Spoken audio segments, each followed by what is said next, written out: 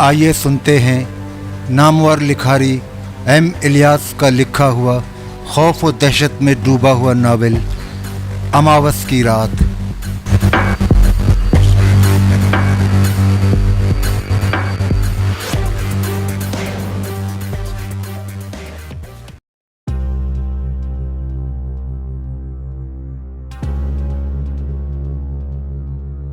मोहन ने एक पेड़ के नीचे गाड़ी रोक दी, फिर दोनों उतरे। सहपहर के सूरज में अभी तक तमाज़त थी। कुलदीप कौर दरख्तों के झुंड में आगे बढ़ गई। मोहन उससे 2 कदम पीछे चलने लगा। कुलदीप कौर की मतवाली चाल उसके जज्बात को तुंद कर रही थी। यहाँ उन दोनों के सिवा कोई न था, सिर्फ वीरानी और सन्नाटा था। एक अनजाना सा ख्याल आया तो उसने जहन से झटक दिया। वो कोई नाशाइस्ता हरकत नहीं करना चाहता था, क्योंकि ये लड़की उसके बॉस की बेटी थी। वो फासला कम करने की जुर्रत नहीं कर सकता था, ये जानते हुए भी कि वो किस किस्म की लड़की है। चंद कदम और तय करने पर एक पतली सी पगडंडी आ गई। उसे पार करते ही दूर फासले से मौसीकी की आवाज़ें सुनाई दे रही थीं। ऐसा लगता था कि जैसे कोई वैरायटी शो हो रहा हो। कोई ड्रम पीट रहा था तो कोई साज बजा रहा था। ये हिप्पी कॉलोनी जैसे खुद अपने वजूद का सबूत दे रही थी। इसके अलावा औरतों और मर्दों के चीख चीख कर बोलने की आवाज़ों से फ़िज़ा गूंज रही थी। इस कॉलोनी का नाम खन्ना क्रीक इसलिए रखा गया था कि 20 बरस पहले उसे एक कांग्रेसी लीडर विनोद खन्ना ने आबाद किया था। रेतीले साहिल समंदर का ये हिस्सा बिल्कुल सुनसान था। यकायक मोहन को ऐसा महसूस हुआ कि कोई पुरस्कार और नादीदा हस्ती उसके ताक़ुब में है। उसने किसी से सुना था कि मुंबई शहर के लोग इस खन्ना क्रीक कॉलोनी से इसलिए दूर रहते हैं कि ये बड़ी पुरस्कार जगह है। यहाँ बदरूहों का बसेरा है। हिप्पियों में शोबदाबाज और जादूगर भी हैं। ये इलाका जितना खूबसूरत है उतना ही खौफनाक भी है। मोहन तौम परस्त न था। उसने इन तमाम कहानियों को सुनकर मनगढ़ंत और मफरूज़ा करार दिया था। आज उसे पहली बार यहाँ आने का इत्तेफाक हुआ था।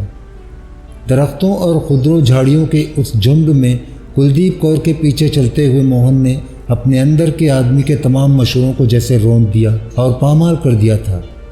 उसे अंदाज़ा था कि वो गिलाज़त के दलदल की तरफ जा रहा है। इस दलदल में गिरने से वो अपनी मोहब्बत और हद से ज़्यादा चाहने वाली पत्नी से बेवफाई का मुर्तकिब हो जाएगा।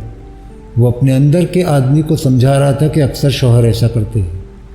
वो शोभा से मोहब्बत करता है और आखिरी सांस तक करता रहेगा। कोई दूसरी औरत उसकी जगह नहीं ले सकती। वो अपना पैर फिसलने हरगिज़ नहीं देगा। वो तो सिर्फ थोड़ी देर की तफरीह के लिए जा रहा है। तख्ते लगाने के बाद कुछ देर साहिल समुद्र पर रहने के बाद वापस हो जाएगा। वो शोभा को भूले से भी नहीं बताएगा कि उसने आज की शाम कुलदीप कौर के साथ गुजारी है। कुलदीप कौर एक खुली जगह पहुंची। उसने तेज़ हवा से चेहरे पर आए हुए बालों को हटाकर सामने की तरफ इशारा किया। वो रहा मेरा कैबिन, आओ चलें, आज हवा भी कुछ तेज़ चल रही है। चंद लम्हों के बाद वो दोनों कैबिन के बरामदे में दाखिल हुए। कुलदीप कौर ने पर्स से चाबी निकालकर दरवाज़ा खोला। सामने एक बड़ा सा कमरा था। हैरत की बात यह थी कि एयर कंडीशनर चल रहा था। तमाम खिड़कियों पर पर्दे पड़े हुए थे। ठंडी खुशगवार नीम तारीकी ने उन्हें अपनी आगोश में लेकर जैसे चूमना शुरू कर दिया, जिससे उसकी न सिर्फ सारी थकन उतर गई थी बल्कि नस नस में फरहत और ताजगी दौड़ गई थी। ख्वाबनाक माहौल का कमरा जैसे उन्हें इस तरह से खुशामदीद कह रहा था जैसे वो दूल्हा दुल्हन हो और हनीमून मनाने आए हों। इस खुशगवार खुनकी में कुलदीप कौर के बदन की सूंधी सूंधी खुशबू की महक फूट रही थी। कमरा निहायत आरामदेह अंदाज से आरास्ता किया हुआ था। उसे एक तरह से हुजला उरूसी की तरह सजाया हुआ था। बड़ा सा सोफ़ा, 3 अदद आराम कुर्सियाँ, टी सेट, कॉकटेल अलमारी, एक मेज़ जिसके गिर्द 4 कुर्सियाँ, एक गोशे में डबल बेड साइज़ का बड़ा सा दीवान। गोया एक तरह से ख्वाबनाक माहौल का मोहब्बत भरा आशियाना। बहुत ही खूबसूरत और निहायत शानदार कैबिन है। मोहन ने तनकीदी नज़रों से जायज़ा लेते हुए सराहा।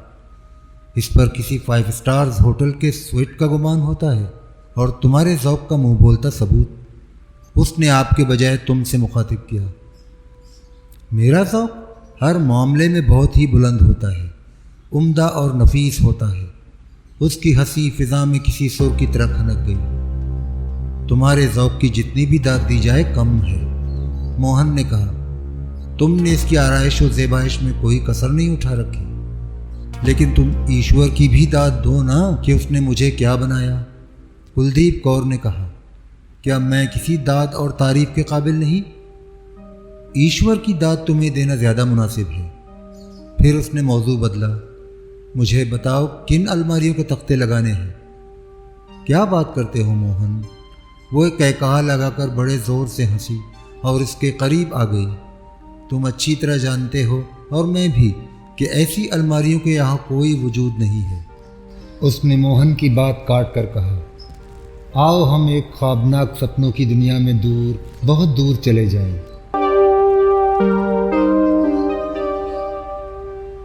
موہن کی آنکھ کھلی تو وہ ایک احساس جرم کا شکار تھا۔ اس کے اعصاب منو بھاری تھے۔ اس کے اندر کا آدمی اس کی آتما کو اندر سے کچوکے لگا رہا تھا۔ او بھگوان! اس نے چاروں طرف دیکھا۔ بیدار ہوتے ہی اسے جو خیال آیا تھا وہ یہ تھا کہ وہ اپنے گھر میں شوبھا کے ساتھ ہے۔ پھر اگلے لمحے اسے فوراً سب کچھ یاد آ گیا۔ اس نے ہاتھ سے ٹٹول کر اندازے سے سوئچ تلاش کر کے اسے آن کیا۔ ہلکی سی روشنی پھیل گئی تو وہ بستر سے اترا۔ اپنی دستی گھڑی دیکھی، 8:20 ہو رہے تھے، مگر ایسا لگتا تھا رات کے 2 بج رہے ہوں، کیونکہ اندھیرا ہی ایسا تھا۔ اندھیرے میں وقت کا صحیح پتہ نہیں چلتا تھا۔ جذبات کا تیز و تند طوفان اترنے کے بعد وہ حیرت سے سوچ رہا تھا کہ اسے کیا ہو گیا تھا۔ اس کا پیر کیسے پھسل گیا تھا اور وہ غلاظت کے دلدل میں کیسے گر گیا تھا؟ کیا اس نے اپنے آپ کو بہکنے اور گرنے سے بچانے کی کوشش نہیں کی تھی؟ اسے یقین نہیں آیا تھا کہ ایک 20 برس کی نوجوان لڑکی اتنی دور جا سکتی ہے۔ کلدیپ کور کے لیے اس کے دل میں تمام جذبات مردہ ہو چکے تھے۔ اسے ایسا لگا تھا کہ یہ عورت نہیں کوئی چڑیل ہے جس نے اس کا سارا خون پی لیا ہو، کیونکہ اس ڈائن قسم کی لڑکی نے اسے نچوڑ کر رکھ دیا تھا۔ نفرت نے کلدیپ کور کو بہت ہی بدصورت بنا دیا تھا اور وہ اسے بے حد پراسرار، خطرناک اور سچ مچ کی ڈائن کی طرح محسوس ہوئی تھی۔ یہ تم اس قدر بدحواس کیوں ہو رہے ہو؟ کلدیپ کور نے آنکھیں کھول کر اس کا چہرہ متغیر دیکھ کر پوچھا۔ تم ایسے بگڑ رہے ہو جیسے تم نے انجانے میں خون کر دیا ہو، راہ فرار اختیار کر رہے ہو۔ موہن نے اس کی آواز سن کر اس کی طرف دیکھا جو آزادی کے لبادے میں بستر میں دراز تھی۔ ایک حیوان اور اس میں کوئی فرق نہیں رہا تھا۔ اب وہ اسے ایک آبرو باختہ لڑکی لگ رہی تھی۔ میں اس لیے پریشان ہو رہا ہوں کہ مجھے جلدی جانا ہے، موہن نے جواب دیا۔ وقت کا خیال ہی نہیں رہا۔ مجھے اندازہ نہیں تھا کہ تم اس قدر بدذوق ہوگے۔ کلدیپ کور نے اسے پیاسی نظروں سے دیکھا۔ میں نے کیا بدذوقی کی؟ اس نے سرد سے لہجے میں پوچھا۔ تم مجھے چھوڑ کر جا رہے ہو، کیا یہ بدذوقی نہیں ہے؟ مجھے اس لیے جلدی ہو رہی ہے کہ اپنی بیوی کے پاس جانا ہے، اس نے جواب دیا۔ اس لیے بھی کہ وہ میرا انتظار کر رہی ہوگی۔ بیویاں ہوتی ہی انتظار کرنے کے لیے ہیں، کلدیپ کور نے معنی خیز لہجے میں کہا۔ دراصل اس کی بڑی بہن کے ہاں شادی کی 10ویں سالگرہ ہے، اس نے کہا۔ وہاں میرا انتظار ہو رہا ہوگا۔ جانے من، تم نے مجھ پر جانے کیا جادو کر دیا ہے، وہ لگاوٹ سے بولی۔ کیا ایسا نہیں ہو سکتا کہ تم کوئی معقول بہانہ کر کے رات رک جاؤ؟ یہ میری التجا ہے۔ تم میری بیوی کو نہیں جانتی ہو، وہ بہت تیز ہے، کوئی بہانہ چل نہیں سکتا، لہذا مجھے جانے دو، میں اب بالکل بھی نہیں رک سکتا۔ اگر ایسی بات ہے تو جاؤ، کلدیپ کور نے اکتاہٹ سے کہا۔ مجھے نہیں معلوم تھا کہ تم رن مرید قسم کے شوہر ہو۔ موہن جلدی سے دروازے کی طرف سراسیمگی سے بڑھا کہ کہیں یہ ناگن اسے ڈس نہ لے۔ موہن، کلدیپ کور نے قدر تلخی سے کہا، اتنی بے رخی سے جا رہے ہو؟ موہن جان گیا تھا کہ وہ کسی بہانے ڈس لینا چاہتی ہے۔ مجھے بہت افسوس ہے کہ میں بہک گیا تھا، موہن نے خجالت سے کہا۔ اس تنہائی میں ہم دونوں پاگل ہو گئے تھے۔ کلدیپ کور بستر سے نکل کر اس کے پاس آئی۔ اس کا ارادہ متزلزل ہونے لگا۔ وہ اس کی آنکھوں میں جھانکتی ہوئی بولی، بعد میں اس بات پر پچھتاوے کا احساس نہ کرو، افسوس نہ کرو، بھول تو انسان سے ہوتی ہی ہے، کبھی بھی موقع ملے تو ہاتھ سے جانے نہ دو، پورا فائدہ اٹھاؤ۔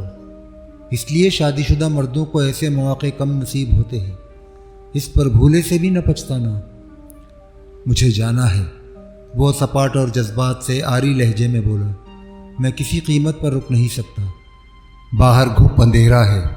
کلدیپ کور نے کھڑکی کا پردہ ہٹا کر جھانکا اور پھر پردہ چھوڑ کر بولی، کیا اپنی گاڑی تلاش کر لو گے؟ کر ہی لوں گا، موہن نے گہری سانس لے کر جواب دیا۔ جانا ٹھہرا ہے تو کرنا ہی پڑے گا۔ ٹھہرو۔ کلدیپ کور نے سرہانے والی میز کی دراز سے ایک طاقتور ٹارچ نکال کر اس کی طرف بڑھا دی۔ اسے لے جاؤ، تمہیں اس کی ضرورت ہوگی۔ ویسے محبت کرنے میں تمہارا جواب نہیں۔ تمہارے محبت بھرے لہجے میرے کان میں شہد ٹپکاتے رہے۔ تم ایک شاعر مزاج اور باذوق آدمی ہو۔ موہن نے اس کے مکالموں کو نظر انداز کر دیا اور اس کے ہاتھ سے ٹارچ لے لی۔ پھر وہ ٹارچ کو مضبوطی سے تھام کر کیبن سے باہر آیا۔ پھر وہ تیزی سے اس پگڈنڈی کی طرف لپکا جو جھنڈ اور درختوں کے درمیان سے بل کھاتی جا رہی تھی۔ ٹارچ کی تیز روشنی اس کی رہنمائی کر رہی تھی۔ وہ تیز قدم اٹھاتا جا رہا تھا۔ اس نے ابھی آدھا فاصلہ طے کیا تھا کہ ایک دم سے ٹھٹک کر رک گیا۔ اس کی ناک میں ایک خاص قسم کی بو گھس آئی تھی، شاید کسی جانور کی لاش سڑ رہی ہے۔ اس نے سوچا۔ بو لمحہ بلمحہ تیز ہوتی گئی، اتنی کہ اس کی طبیعت مالش کرنے لگی۔ اس نے آہستہ آہستہ چلنا شروع کیا۔ چند قدم طے کرنے کے بعد اسے اچانک ٹارچ کی روشنی میں پگڈنڈیوں پر ایک جسم نظر آیا۔ یہ ایک نوجوان لڑکی کی عریاں لاش تھی۔ اس کے قدم جم گئے۔ سردی کی ایک لہر اس کے جسم میں کسی خنجر کی طرح اتر گئی۔ منظر نہ صرف انتہائی بھیانک بلکہ لرزہ خیز تھا۔ موہن نے دل مضبوط کر کے نہ چاہتے ہوئے بھی دیکھا۔ لڑکی کا پیٹ پسلیوں تک چیر دیا گیا تھا۔ اس کی آنتیں پیٹ کے اندر سے نکل کر ایک طرف ڈھیر ہو کر پڑی تھی۔ حیرت کی بات تھی کہ وہاں خون پھیلا ہوا نظر نہ آیا، جیسے لڑکی کے جسم میں خون نہ تھا۔ موہن نے آنکھیں بند کر لی۔ وہ تیزی سے واپس گھوما۔ اس منظر نے اسے دہلا دیا تھا۔ دفعتاً اسے الٹی آئی۔ وہ کچھ دیر کھڑا اپنی طبیعت کو سنبھالنے کی کوشش کرتا رہا، پھر وہ لڑکھڑاتا ہوا سا کیبن کی طرف چل دیا۔ موہن کے قدموں میں جیسے جان نہیں رہی تھی۔ یہ مسافت اسے صدیوں کی بن گئی تھی۔ اسے ایسا لگ رہا تھا کہ اس کے جسم میں نس نس سے جیسے لہو کی ایک ایک بوند تک نچوڑ لی گئی ہو۔ اس کے قدم منو بھاری ہو گئے تھے۔ وہ بدقت تمام توازن قائم رکھ کر کیبن کی طرف بڑھ رہا تھا۔ اس نے لمحے کے لیے سوچا کہ اس کی واپسی کا کلدیپ کور غلط مطلب لے گی۔ وہ اس بات پر محمول کر لے گی کہ وہ جانے کو تو چلا گیا، لیکن اس کا جادو اس کی طرف موہن کو کھینچ رہا ہے۔ کلدیپ کور ایک عام قسم کی لڑکی ہرگز نہیں تھی۔ اس خوف و دہشت کی کیفیت میں کلدیپ کور پل بھر کے لیے اس کے تصور میں لہرائی تھی۔ پل بھر کے 1000ویں حصے میں وہ ایک تراشیدہ مجسمہ لگی تھی۔ اس کا قد جس نے سراپا کو اجاگر کر دیا تھا، بھرا بھرا جسم، بیضوی چہرہ اور کشش جو پہلی نظر میں مقناطیس کی طرح کھینچ لیتی ہے۔ ہر مرد کے سامنے اس کی عمر آپ ہی آپ کم ہو جاتی ہے اور ایک جوان عورت کے بجائے ایک دوشیزہ نظر آتی ہے۔ بیوی کے خیال نے اسے جیسے خوفزدہ کر دیا تھا۔ اگر وہ شادی شدہ نہ ہوتا یا اس کی بیوی کسی اور شہر میں کسی رشتہ دار کے پاس 2-1 دن کے لیے گئی ہوتی تو وہ شاید رک ہی جاتا، جبکہ اس کے دل میں نفرت کے جذبات بھی پیدا ہوئے تھے۔ لیکن وہ اس کی سوچتی ہوئی آنکھوں کے سامنے بار بار انگڑائی لے رہی تھی، پھول کی طرح مسکرا رہی تھی، دل کی دھڑکنوں میں دھماکے کی طرح بج رہی تھی۔ جب وہ اس کیبن سے نکل کر گاڑی کی طرف جانے لگا تھا تب کلدیپ کور کے خیال سے پیچھا چھڑا رہا تھا۔ اس نے کلدیپ کور کو ایک آبرو باختہ سمجھ کر نفرت کی۔ اس نے دشمن کی نظروں سے دیکھا تھا اور اس حقیقت کو جھٹلایا تھا کہ وہ حسین ہے، جوان ہے۔ اس نے بچاؤ کی کتنی ہی نفرت انگیز تدبیریں کی، اس لیے وہ ایک ناگن کی طرح آ کر اب بھی اس کی سوچ میں آ کر ڈس رہی تھی اور زہر کی طرح دماغ کی رگ رگ میں پھیلتی جا رہی تھی۔ اس کے قدم بڑے اضطراب کے عالم میں دھماکے سے زمین پر پڑ رہے تھے، جیسے وہ موزور جذبوں کو قدم قدم پر کچل رہا ہے۔ اسے کلدیپ کور ایک عجیب اور پراسرار سی ہستی لگی تھی۔ اس پر جذبات کی افراتفری میں ایسی دوغلی کیفیت طاری ہو گئی تھی کہ دل کدھر جا رہا ہے، دماغ کدھر جا رہا ہے، اس کے پاؤں کہاں پھسل رہے ہیں، وہ کیوں کیبن جا رہا ہے۔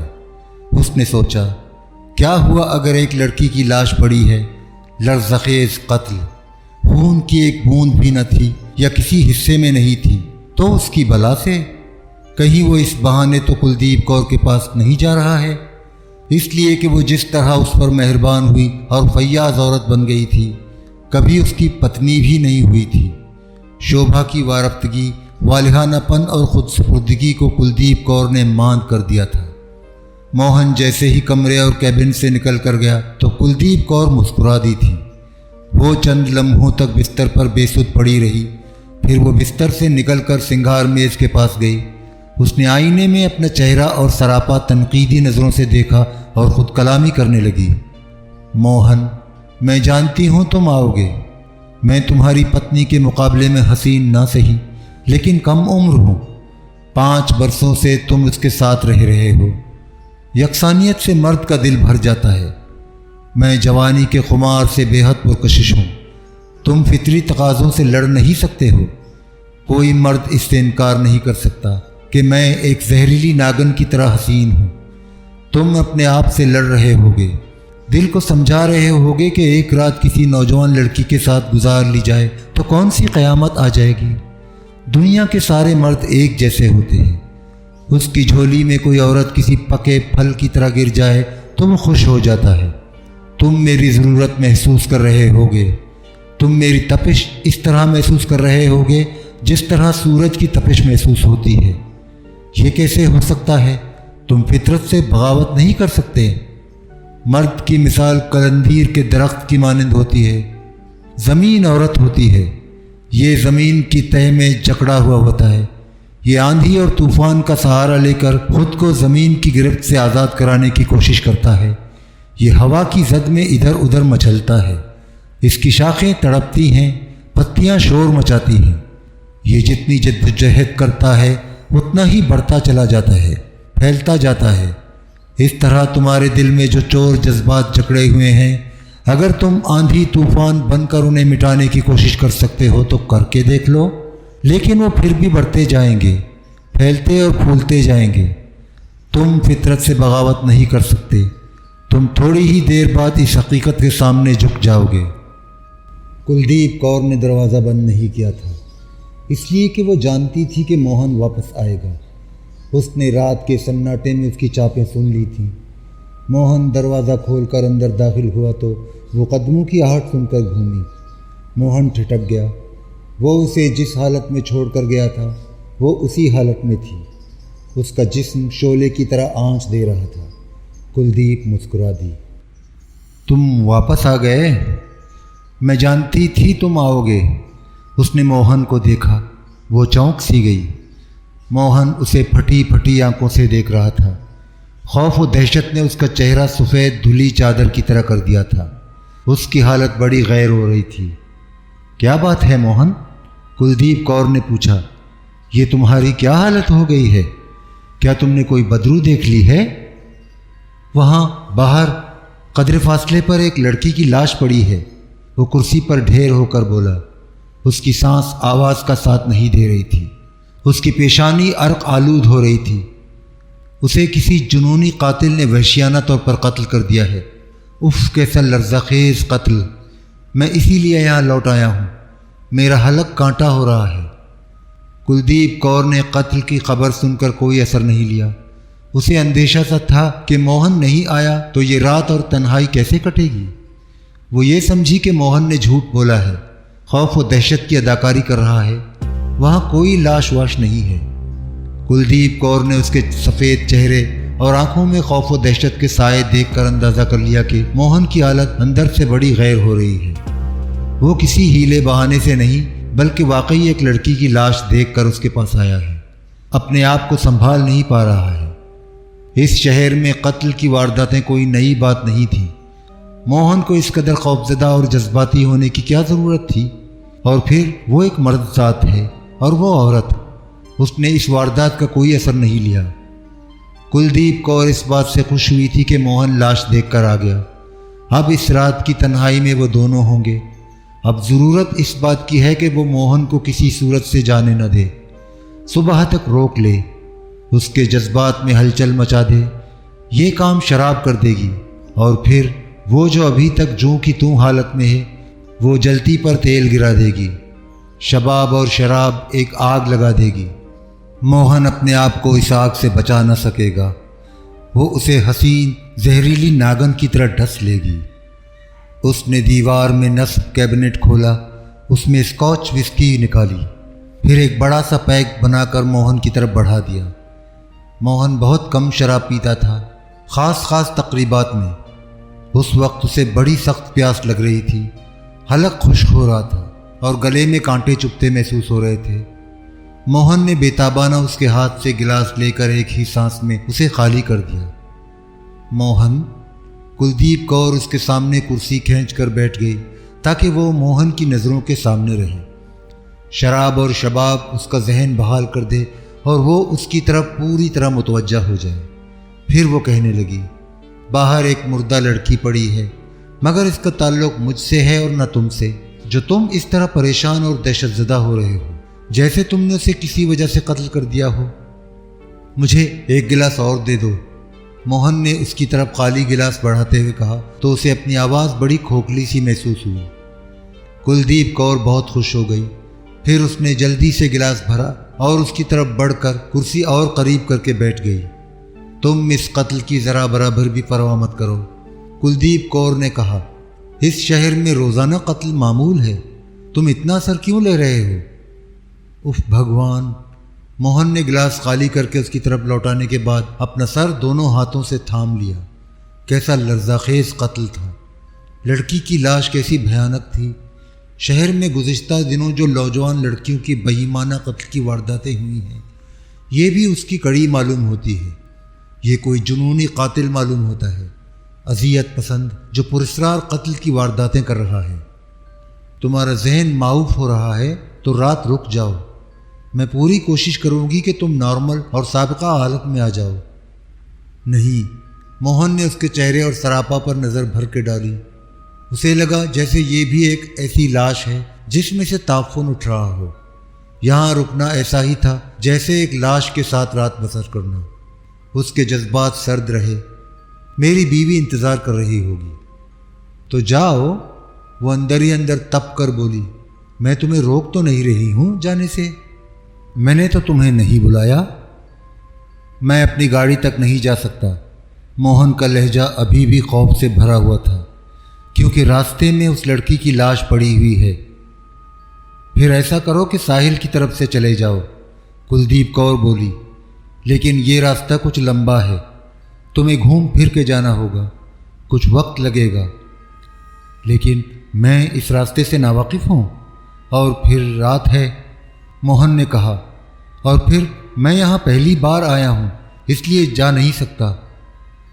فکر مند اور پریشان نہ ہو، کلدیپ کور نے اسے دلاسا دیا، میں تمہیں اس طرف سے لے چلوں گی، پھر زیادہ دیر نہیں لگے گی۔ موہن نے اپنی گھڑی دیکھی اور ایک دم سے چونک پڑا، کیونکہ 9 بجنے میں 10 منٹ باقی تھے۔ تیزی سے بہت وقت گزر گیا تھا۔ بہت دیر ہو گئی ہے، موہن نے پریشانی کے عالم میں کہا، اب میں وقت پر پارٹی میں نہیں پہنچ سکتا، بیوی بھی انتظار میں سوکھ رہی ہوگی۔ تم اپنی بیوی سے بہت ڈرتے ہو، کلدیپ کور ہنس کر بولی۔ ایسا کرو کہ اپنی پتنی کو فون کر کے بتاؤ کہ میری گاڑی خراب ہو گئی ہے، معلوم نہیں اسے ٹھیک ہونے میں کتنی دیر لگے گی، پھر تم اپنے گھر چلے جانا، پھر تمہاری بات رہ جائے گی۔ موہن نے اپنی سالی کے ہاں فون کیا۔ چند لمحوں تک مسلسل گھنٹی بجتی رہی۔ وہ ریسیور رکھنے والا تھا کہ ایک مردانہ بھاری آواز گونجی۔ کون ہے؟ میں موہن بول رہا ہوں، موہن نے جواب دیا۔ یہ رنجنا کا پتی تھا۔ موہن کی حالت وسکی کے پیک پینے کے بعد سنبھل گئی تھی۔ او کون؟ مسٹر موہن؟ اس کی آواز سے صاف ظاہر تھا کہ وہ نشے کی حالت میں ہے۔ کیا بات ہے؟ خیریت تو ہے؟ تم ابھی تک نہیں پہنچے؟ ہم سب تمہارا انتظار کر رہے ہیں۔ تم نے فون کیوں کیا؟ کب تک پہنچ رہے ہو؟ میری گاڑی اچانک خراب ہو گئی ہے اور میں اسے گیراج لے کر پہنچا ہوں، اس نے جواب دیا۔ मैकेनिक उसे ठीक कर रहा है। मैं कुछ नहीं कह सकता कि उसे ठीक होने में कितनी देर लगेगी। जैसे ही ठीक होगी मैं फ़ोन करके बता दूंगा और चल पड़ूंगा। आखिर क्या खराबी हो गई? दूसरी तरफ से सवाल किया गया। ये मैकेनिक लोग भी पैसे बटोरने के लिए ठीक करने में ज़्यादा देर कर देते हैं। मालूम नहीं, उसने जवाब दिया। इंजन स्टार्ट नहीं होता, बार बार बंद हो जाता है। मुझे पार्टी में ना आने का बहुत अफसोस है। ये तुमने अच्छी खबर नहीं सुनाई, वो कदरे तेज़ लहजे में बोला। क्या तुम्हें मालूम नहीं था कि ये हमारी शादी की 10वीं सालगिरह है? अगर यहाँ सब लोग नशे में ना होते तो मैं तुम्हें लेने किसी को भेज देता। तुम किस जगह हो? क्या वहाँ कोई टैक्सी नहीं मिल सकती? मैं सुपर हाईवे पर किसी जगह हूँ, उसने जवाब दिया। यहाँ कोई टैक्सी नहीं गुजर रही है, रात का वक्त है, लिहाजा लिफ्ट भी नहीं मिल सकती। जैसे ही गाड़ी ठीक हुई मैं फ़ौरन रवाना हो जाऊँगा। मुमकिन है ज़्यादा देर ना लगे। शोभा को बता देना। हाँ, ज़रूर बता दूँगा, दूसरी तरफ से जवाब दिया गया। आतिशबाजी का मुजाहिरा बस अब शुरू होने वाला है, जल्दी आने की कोशिश करो। दूसरी तरफ से रिसीवर रख दिया गया तो उसने भी रिसीवर रख दिया। फिर उसने कुलदीप कौर की तरफ देखा। वो उसके पास आई, उसके गले में झूल गई और चेहरे पर झुक गई। मोहन को ऐसा लगा जैसे कोई ताफुनज़दा लाश या चुड़ैल उससे चिमट गई हो। उसने गैर महसूस अंदाज से उसे अलग किया तो कुलदीप कौर ने कहा, अब जबकि तुमने बड़ा माकूल बहाना कर दिया है तो रुक क्यों नहीं जाते हो? अब वक्त इन बातों का नहीं है, मोहन ने कहा। मामला बहुत संगीन है। मैं सोच रहा हूँ कि हमें पुलिस को इत्तला दे देना चाहिए। क्या तुम्हारी मत मारी गई है? कुलदीप कौर ने उसकी आंखों में झांकते हुए तेज लहजे में कहा। यह ऐसी गलत बात क्या है? मोहन ने जवाब दिया। एक फ़र्ज शिनास शहरी होने के नाते क्या कानून की मदद करना फ़र्ज नहीं बनता? फ़र्ज? कुलदीप कौर इस्तेहज़ाइया लहजे में कहने लगी कि तुम्हें अपनी पत्नी के साथ पार्टी में होना चाहिए था। तुम यहाँ क्या कर रहे थे? क्या पुलिस तुम्हारी इस बात का यकीन कर लेगी कि तुम अलमारियों में तख्ते लगाने आए थे, जबकि यहाँ एक अलमारी का भी वजूद नहीं है? तुमने मेरे बाप के बारे में सोचा? क्या तुम जानते हो या अंदाज़ा कर सकते हो कि मेरे बाप का रद्द-ए-अमल क्या होगा जब ये बात उसके इल्म में आएगी कि तुमने कुछ वक्त मेरे साथ गुजारा है? वो अहमक तो है, लेकिन एक मर्द और बाप होने के नाते इतना तो समझता है कि मैं अब तक कुंवारी हूँ, क्योंकि मैंने उसे कभी ऐसा कोई शक नहीं होने दिया कि मैं किसी दोस्त लड़के के साथ दिल बहलाऊंगी या बहलाती हूँ। लेकिन वो इतना बेवकूफ़ और सीधा साधा भी नहीं है कि ये अंदाज़ा ना कर सके कि रात तन्हाई और साहिली कैबिन में एक मर्द और जवान लड़की यकजान हो तो क्या हुआ होगा। जज्बात का तूफ़ान बहा ले गया होगा। वो अपनी और मेरी इज्जत की खातिर कोई कार्रवाई करने से रहा। इस तरह मुझ पर कलंक का टीका लग सकता है। वो तुम्हारे खिलाफ सख्त कदम उठाएगा और तुम्हें मुलाजमत से खड़े खड़े निकाल देगा, और फिर वो मुझे भी नहीं बख्शेगा। वो ये कैबिन छीन लेगा। इसलिए पुलिस को इत्तला देना पैरों पर कुल्हाड़ी मारने के मुतरादिफ है। इसलिए मैं कह रही हूँ कि रुक जाओ। नहीं, मोहन ने सर हिला दिया। मुझे यहाँ एक अजीब तरह की वहशत और अनजाना सा खौफ महसूस हो रहा है। यहाँ से निकल चलो। कुलदीप कौर तैयार होने लगी। वो जिस हालत में थी उसे मोहन पर हैरत भी थी और गुस्सा भी आ रहा था कि अजीब अहमक शख्स है। उसकी ज़िंदगी में आज तक ऐसा मर्द नहीं आया था जिसने फ़ायदा ना उठाया हो। ये बर्फ़ का तोदा क्यों बन गया? इस शख्स पर उसके हुस्न का जादू क्यों नहीं चल रहा है? बीवी के पास जाने के लिए इस कदर बेचैन और बेताब है। इसकी मेहरबानी से फैज़ उठाना नहीं चाहता है।